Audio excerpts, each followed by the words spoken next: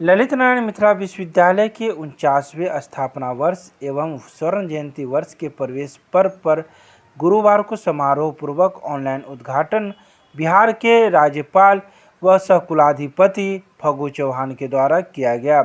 इस समारोह में मुख्य अतिथि के रूप में बिहार सरकार के शिक्षा मंत्री विजय कुमार चौधरी ऑनलाइन के माध्यम से अपना उद्गार व्यक्त करते हुए कहा कि मिथिला विद्वानों की भूमि है। ऐसी महान भूमि में ललित नारायण मिथिला विश्वविद्यालय स्थापित है और इसी महान भूमि के सपूत स्वर्गीय ललित नारायण मिश्र हैं। इस अवसर पर महामहिम कुलाधिपति, शिक्षा मंत्री एवं आगत अतिथियों का स्वागत करते हुए कुलपति प्रोफेसर सुरेंद्र प्रताप सिंह ने कहा कि आज विश्वविद्यालय अपनी स्थापना के 50वें वर्ष में प्रवेश कर रहा है। आगामी 2 फरवरी 2022 को श्रद्धेय ललित बाबू की जन्मशती है, इसलिए हमने इस सत्र को विश्वविद्यालय की स्वर्ण जयंती एवं ललित बाबू की जन्मशती पर एकाग्र किया है। हम इस कार्यक्रम में भाग ले रहे हैं, इसके लिए वो मुझे धन्यवाद ज्ञापित कर रहे हैं। अरे भाई एसपी सिंह जी, धन्यवाद तो हम आपको दे रहे हैं और इसलिए दे रहे हैं कि आपने तो हमारी मातृ संस्था से जुड़ने का एक अवसर दे दिया, जो हम बहुत और जिस संस्थान से कोई शिक्षा ग्रहण किए हुए उससे जुड़ने का, उसके किसी कार्यक्रम में भाग लेने का अगर उसे अवसर मिलता है तो निश्चित रूप से वह व्यक्ति अपने को भाग्यशाली महसूस करता है। और वही स्थिति आज मेरी। आपने तो एसपी सिंह जी हमें बहाना दे दिया, वरना मेरे तो मन में कब से था कि मिथिला यूनिवर्सिटी के किसी कार्यक्रम में भाग लूं। जब से शिक्षा मंत्री बना, ये कोरोना जो है इसके प्रकोप से हम लोग निजात ही नहीं ले पा रहे हैं, जिसके कारण से कहीं आना जाना बंद है, कोई कार्यक्रम भी बंद है। इसलिए हम आपको धन्यवाद देते हैं इस कार्यक्रम के कुलसचिव प्रोफेसर मुश्ताक मोहम्मद जी,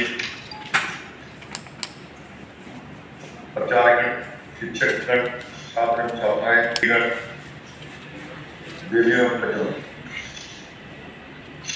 मिथिला की हृदय अवतली दरभंगा में स्थित ललित नारायण मिथिला विद्यालय के स्वर्ण जयंती वर्ष में प्रवेश संबंधी समारोह में शामिल होकर मुझे हार्दिक प्रसन्नता हो रही है। इस विश्वविद्यालय की स्थापना में स्वर्गीय ललित नारायण मिथिला जी का महत्वपूर्ण जो योगदान रहा, यह सुखद सहयोग है। विश्वविद्यालय की स्थापना के स्वर्ण जयंती के वर्ष में ललित बाबू संस्कृति वर्ष का शुरुआत हुई है। मिथिला की धरती पर विचारकों, चिंतकों, दार्शनिकों की भूमि रही है, जिससे जनक जानकी के पत्रकार गायत्री में जैसे दार्शनिकों को ने मिथिला की गरिमा को बढ़ाई। विद्यापति जीकर और नागार्जुन की काव्य सहिता से अपना है। यह पवित्र भूमि त्रेता के श्री राम से लेकर अपने भारत के राष्ट्रपिता महात्मा गांधी तक के भूमि का अपना कार्य बनाया है। ऐसे महान भूमि में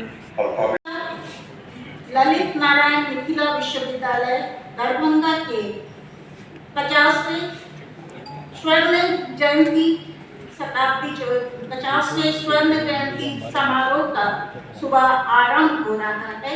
इस अवसर पर मैं आप सभी को शुभकामनाएं एवं बधाई देती हूँ। आज ही के दिन आदरणीय ललित बाबू की जन्मशती का भी शुरुआत हो रहा है और इस अवसर पर उन्हें मेरा नमन और श्रद्धांजलि। मिथिलांचल की गौरवमयी परंपरा के अनुरूप विश्वविद्यालय के शैक्षणिक, सांस्कृतिक एवं लोक कलाओं की जीवंतता को साकार करने के लिए आज दिनांक 5 अगस्त 2021 को विश्वविद्यालय परिसर में आयोजित समारोह में हम सभी उपस्थित हैं और सभी को ढेर सारी शुभकामनाएं। इस अवसर पर बिहार के महामहिम राज्यपाल सह विश्वविद्यालयों के कुलाधिपति आदरणीय श्री फागू चौहान जी की कृपापूर्ण उपस्थिति से हम सभी अभिभूत हैं। आप एक सशक्त राजनीतिक रह चुके हैं। पूर्व में आप उत्तर प्रदेश के घोसी विधानसभा निर्वाचन क्षेत्र से रिकॉर्ड 6 बार विधायक रहे हैं। आप बिहार में समावेशी विकास के लिए प्रतिबद्ध हैं। बिहार में उच्च शिक्षा के विकास में आपका सकारात्मक मार्गदर्शन, निर्देश एवं नेतृत्व अत्यंत उपयोगी है। चरणों का ये कार्यक्रम है और ये इसलिए प्रारंभ किया गया कि इसके वर्ष के पहले दिन ही इस कार्यक्रम को हमने प्रारंभ किया, ये मान करके कि इस पूरे वर्ष भर स्वर्ण शताब्दी वर्ष ललित नारायण मिथिला विश्वविद्यालय का है, पूरे वर्ष भर अनवरत रूप से ये कार्यक्रम चलते रहेंगे। कार्यक्रम क्या चलेंगे? वो शैक्षिक कार्यक्रम भी होंगे, खेलकूद से भी संबंधित कार्यक्रम होंगे, और शिक्षकों के, छात्रों के सांस्कृतिक कार्यक्रम भी होंगे, कॉलेजेस के भी कार्यक्रम इसमें जुड़ेंगे, कॉलेज को भी हम इसमें जोड़ेंगे। विश्वविद्यालय की रूपरेखा में भी जो पाठ्यक्रम है उनमें भी कुछ अच्छे पाठ्यक्रमों को लाने का काम करेंगे। जो परिवर्तन है छात्रों की सुविधा के लिए, ज़्यादा से ज़्यादा सुविधा जो विस्तारित की जानी है ई प्लेटफॉर्म पर, और बाकी फिजिकल तो अब चीज़ें थोड़ा दूर हो रही हैं।